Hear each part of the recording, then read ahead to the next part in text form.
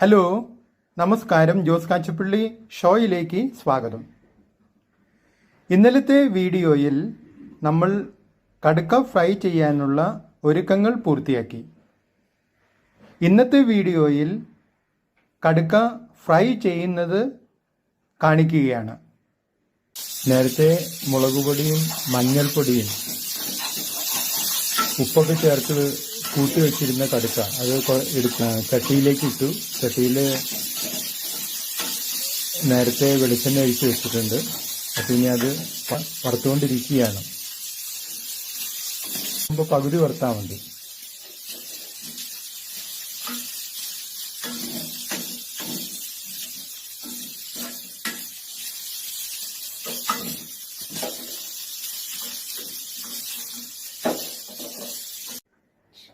ചീനച്ചട്ടി അടുപ്പത്ത് വെച്ചു. അതിൽ വെളിച്ചെണ്ണ ഒഴിച്ചു. അതിൽ സവോള അരിഞ്ഞിട്ടു. ഇനിയിപ്പോൾ അതിലേക്ക് വെളുത്തുള്ളി ഇട്ടു. ഇനിയിപ്പോൾ പച്ചമുളക് ഇടുകയാണ്. കറിവേപ്പില, പിന്നെ ഇഞ്ചി, ഇതെല്ലാം ഇടുകയാണ്.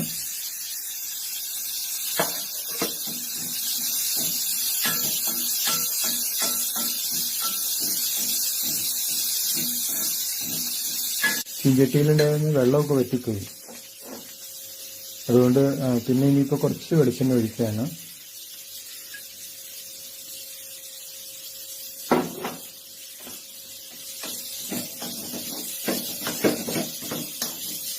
അപ്പോൾ അത്യാവശ്യം നല്ല രീതിയിൽ അത് വഴന്നു വരുന്നുണ്ട്. നല്ലോണം ഇളകിച്ചു വരുന്നു. ഇനി ഇതിലേക്ക് തക്കാളി കഷ്ണങ്ങൾ ചേർക്കുകയാണ്.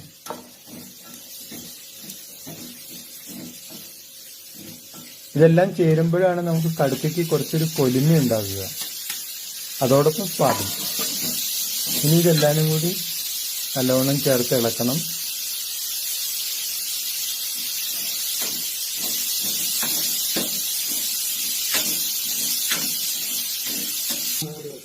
അപ്പോൾ തക്കാളി വേകാനായിട്ടൊന്ന് മൂടി വയ്ക്കുക കുറച്ച് നേരത്തേക്ക്.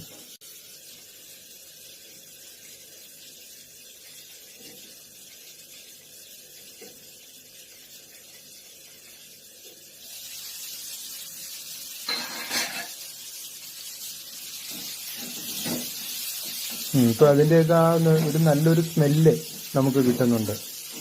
തക്കാളി നല്ലവണ്ണം വെന്ത് നല്ല മയം വരണം.